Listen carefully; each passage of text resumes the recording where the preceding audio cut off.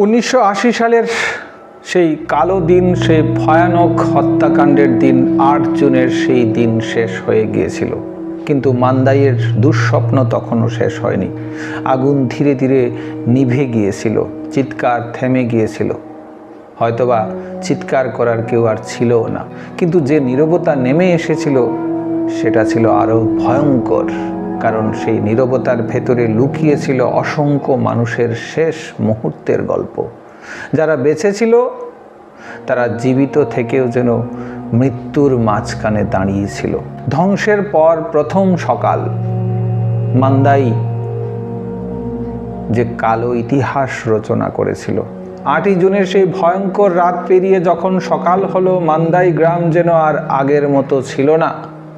সূর্যের আলো উঠছিল ঠিকই, কিন্তু সেই আলো যেন আলোকিত করছিল ধ্বংসকে।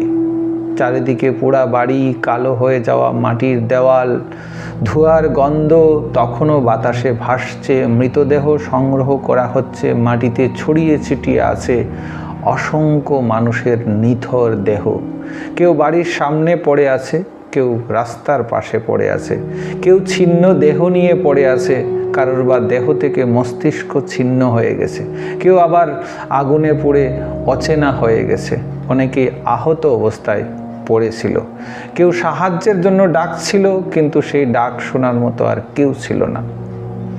বেঁচে থাকা মানুষের মানসিক অবস্থা একবার অনুভব করলে রোমহর্ষক সেই ঘটনা। যারা বেঁচে ছিল তারা প্রথমে বুঝতে পারছিল না তারা কি করবে।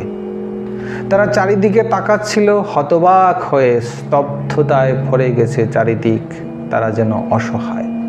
অনেকেই কাঁদছিলেন, কাঁদতে পারছিল না, কারণ তাদের ভেতরে ধাক্কাটা এতটাই বড় ছিল যে আবেগ প্রকাশ করার মতো ক্ষমতাটুকুও যেন হারিয়ে গিয়েছিল।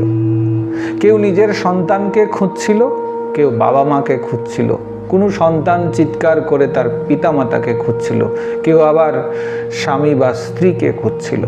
কিন্তু অনেকেই খুঁজে পেয়েছিলেন শুধু নিঃশব্দ দেহ, নিথর দেহ। যারা কেউ দেহ পেয়েছিলেন কিন্তু হয়তো শনাক্ত করতে পারেননি। একজন মা তার সন্তানের মৃতদেহ কুলে নিয়ে বসেছিল, কিন্তু তার চোখে জল ছিল না, কারণ সে তখনও বিশ্বাস করতে পারছিল না কি হয়েছিল সেদিন। 9 জুন পরের দিন ভারতীয় সেনাবাহিনী মান্দাই গ্রামে পৌঁছায়, কিন্তু তখনও অনেক দেরি হয়ে গেছে। তারা যখন গ্রামে প্রবেশ করে তখন তারা এমন একটি দৃশ্য দেখে যা কোনো যুদ্ধক্ষেত্র থেকেও কম নয়। চারিদিকে ধ্বংসস্তূপ, ঘরবাড়ি পুড়ে ছাই হয়ে গেছে। ল্যাম্পস ভবন ছাড়া প্রায় সব কিছুই ধ্বংস হয়ে গেছে। মাটিতে পড়ে আছে অসংখ্য মানুষের ছিন্ন ছিন্ন মৃতদেহ।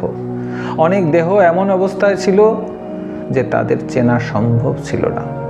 কিছু দেহে ধারালো অস্ত্রের আঘাত, কিছু দেহ আগুনে পুড়ে কালো হয়ে গেছে। সেনাবাহিনীর সদস্যরা পরে বলেন এই দৃশ্য তাদের মানসিকভাবে নাড়িয়ে দিয়েছে। এরপর শুরু হয় সবচেয়ে কঠিন কাজ, মৃতদেহের সংগ্রহ করা। প্রতিটি দেহ ছিল একটি গল্প, একটি পরিবার, একটি জীবন। কিন্তু সেই সময়ে এত দেহ ছিল যে সবগুলি নিয়ম মেনে তার সৎকার করা সম্ভব ছিল না।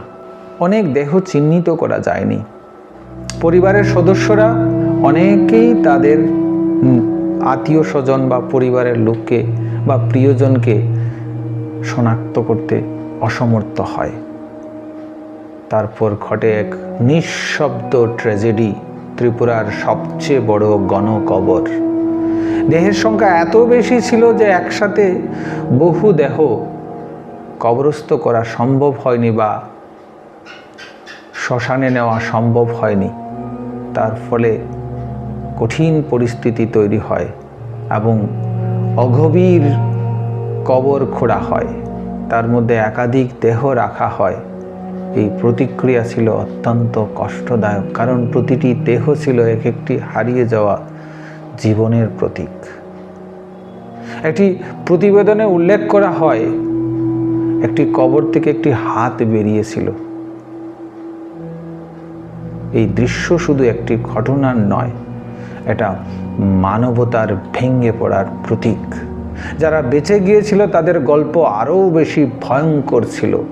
একজন যুবক বলেন তিনি আঘাত পেয়ে মাটিতে পড়ে যান, এরপর একের পর এক মৃতদেহ তার উপর পড়তে থাকে। তিনি নড়েননি কারণ তিনি জানতেন নড়লেই মৃত্যু। একজন নারী তার চোখের সামনে তার সন্তানকে হারান, তিনি শুধু দেখেছেন, কিছুই করতে পারেননি। একজন বৃদ্ধ তার ছেলেকে হারান, তিনি বলেন তিনি ভেবেছিলেন তারা নিরাপদে থাকবে, কিন্তু শেষ পর্যন্ত কোথাও নিরাপত্তা পাননি। এটা ছিল একটা সবচেয়ে বড় মানসিক ট্রমা। এই ঘটনার সবচেয়ে গভীর প্রভাব ছিল মানসিক। যারা বেঁচে গিয়েছিল তারা শুধু শারীরিকভাবে নয়, মানসিকভাবে ভেঙে পড়েছিল। অনেকে রাতে ঘুমাতে পারত না, চোখ বন্ধ করলে সেই দৃশ্য মনে পড়ত, চিৎকার, আগুন, রক্ত, সব কিছু। এই ট্রমা একদিনে শেষ হয় না, এটা মানুষের ভেতরে থেকে যাওয়া সবচেয়ে বড় ট্রমা। এই ঘটনার নৃশংসতা এতটাই ছিল যে অনেকেই এটিকে আন্তর্জাতিক গণহত্যার সঙ্গে তুলনা করেন।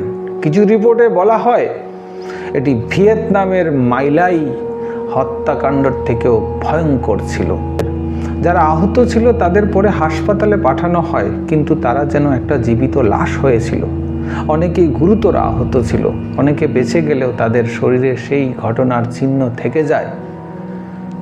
যারা বেঁচে ছিল তাদের সামনে সবচেয়ে বড় চ্যালেঞ্জ ছিল নতুন করে বাঁচা, কিন্তু সেই জীবন আর আগের মতো ছিল না।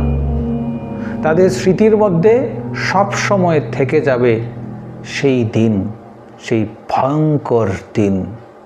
মান্দাই তখন আর শুধু একটি গ্রাম ছিল না, এটা হয়ে উঠেছিল এক স্মৃতি, রক্তের, আগুনের আর হারিয়ে যাওয়া মানুষের।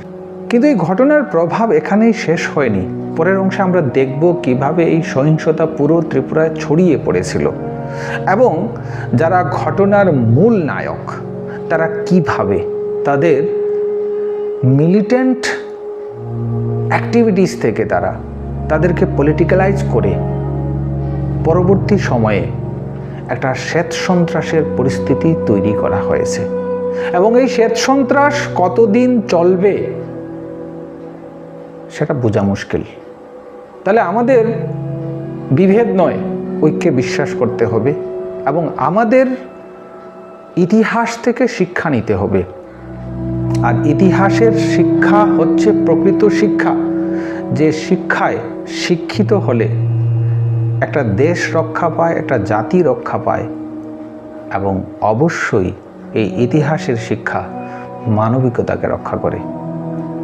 ভিডিওটা যদি ইনফরমেটিভ মনে হয় তাহলে অবশ্যই লাইক করবেন, শেয়ার করবেন, আর চ্যানেলে নতুন হলে চ্যানেলটাকে সাবস্ক্রাইব করবেন। আর নেগেটিভিটি নয়, ইতিহাস বোঝার চেষ্টা করবেন, এই অনুরোধটুকু রইল। সবাই ভালো থাকবেন। নমস্কার।